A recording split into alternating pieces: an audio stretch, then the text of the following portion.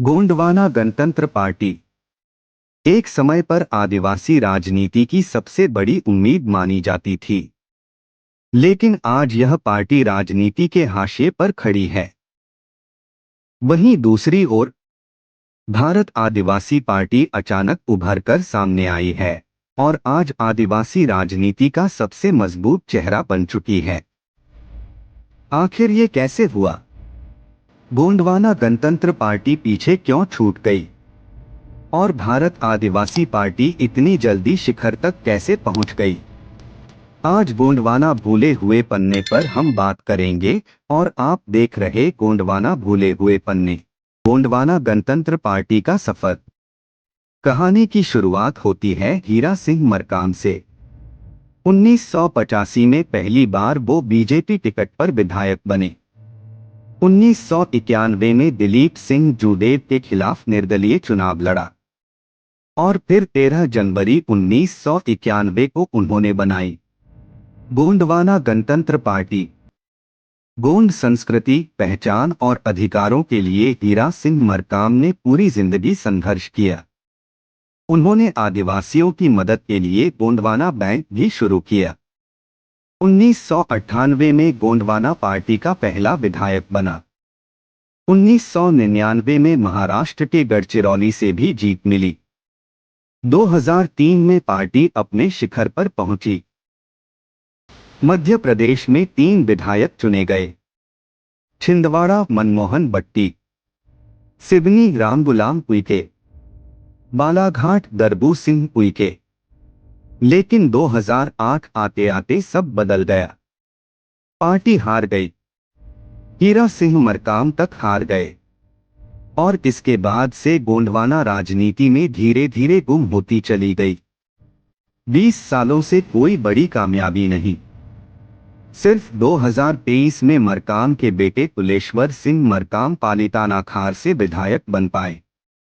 Gondwana party के पतन के पीछे कई कारण रहे। एक करिश्माई और लोकप्रिय चेहरा नहीं बचा।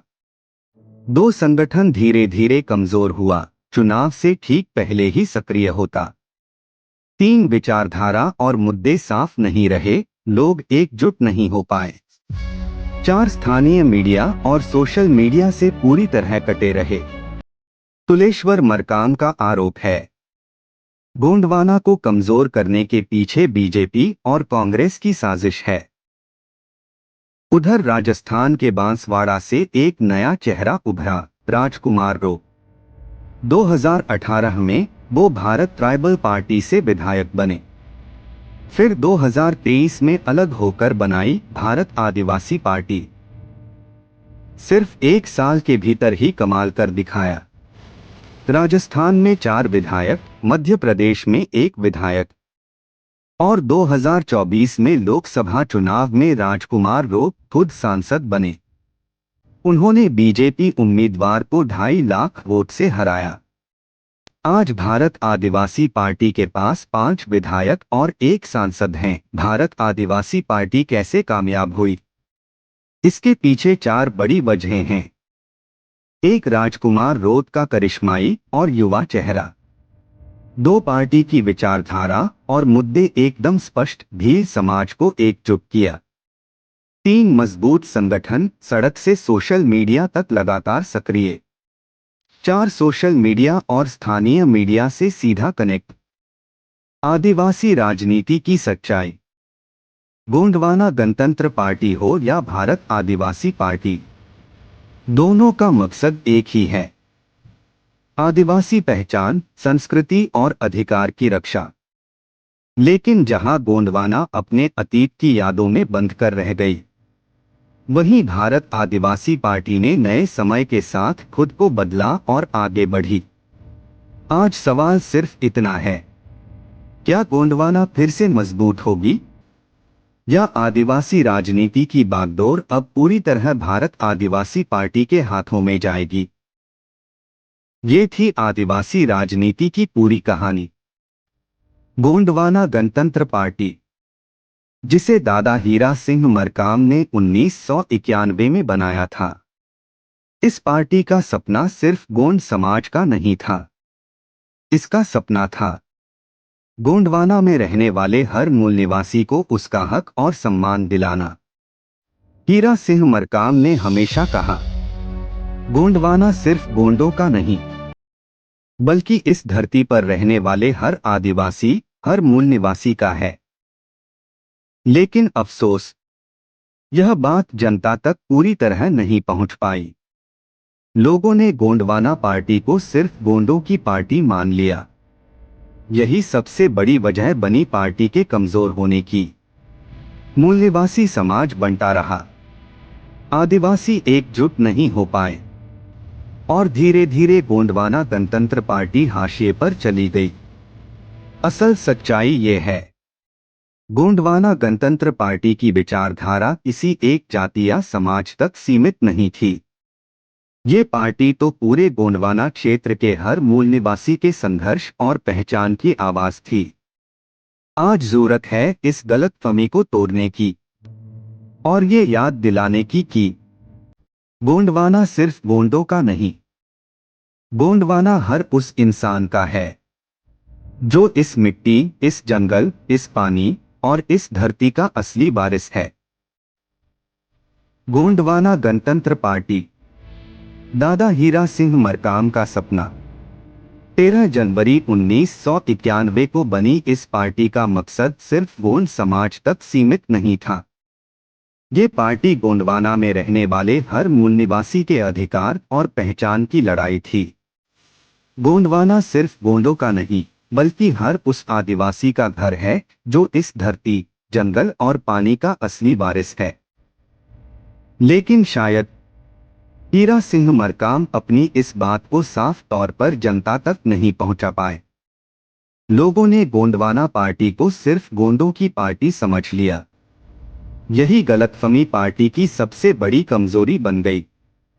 नतीजा ये हुआ कि मूल निवासी समाज एकजुट नहीं हो पाया। पार्टी को गोंडों तक सीमित समझकर दूसरे आदिवासी उससे दूरी बनाने लगे और धीरे धीरे गोंडवाना गणतंत्र पार्टी हाशिए पर चली गई। लेकिन अब नया सवाल खड़ा होता है, क्या दादा हीरा सिंह मरकाम का सपना उनके बेटे तुलेश्वर मरकाम पूरा कर पाएंगे? क्या वे विधानसभा में आदिवासी हक और अधिकार की आवाज उठाएंगे? क्या वे साबित कर पाएंगे कि आदिवासी असभ्य नहीं, बल्कि इस धरती के असली मालिक हैं? और क्या वे अपने पिता की अधूरी विचारधारा को पूरा करेंगे? आज गोंडवाना के हर मूल निवासी की नजर तुलेश्वर मरकाम पर है। क्या वे आदिवासी राजनीति को नई दिशा देंगे या गोंडवाना का सपना अधूरा ही रह जाएगा? गोंडवाना किसी एक जाति का नहीं, गोंडवाना सबका है। गोंडवाना गणतंत्र पार्टी। दादा हीरा सिंह मरकाम का सपना। एक ऐसा सपना जिसमें गोंडवाना सिर्फ गोंडों का नहीं, बल्कि हर उस मूल निवासी का घर है जो इस धरती, इस जंगल और इस पानी का असली वारिस है। लेकिन जनता तक ये बात साफ नहीं पहुंच पाई।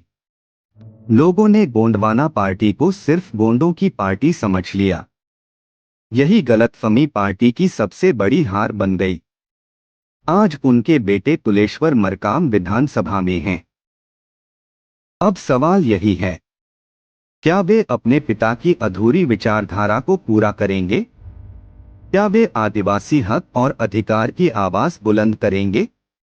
और क्या वे साबित कर पाएंगे कि हम ही इस धरती के असली मालिक हैं?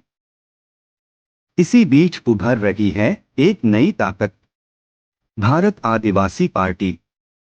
राजकुमार रोत जैसे करिश्माई नेता, साफ विचारधारा और आदिवासी एकता की मजबूत आवाज आज बात तेजी से मजबूत हो रही है। दोनों पार्टियों का मकसद एक ही है, आदिवासी हित, आदिवासी पहचान और आदिवासी संस्कृति की रक्षा।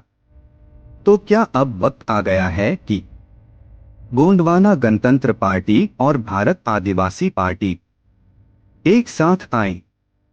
अगर ये दोनों ताकतें मिल जाएं, तो आदिवासी राजनीति सिर्फ गोंडवाना या भील प्रदेश तक सीमित नहीं रहेगी। बल्कि पूरे भारत की हर सीट पर अपनी पहचान बनाएगी। गोंडवाना का सपना तभी सच होगा जब हर मूल निवासी एक होगा। गोंडवाना सिर्फ गोंडों का नहीं, गोंडवाना सबका है।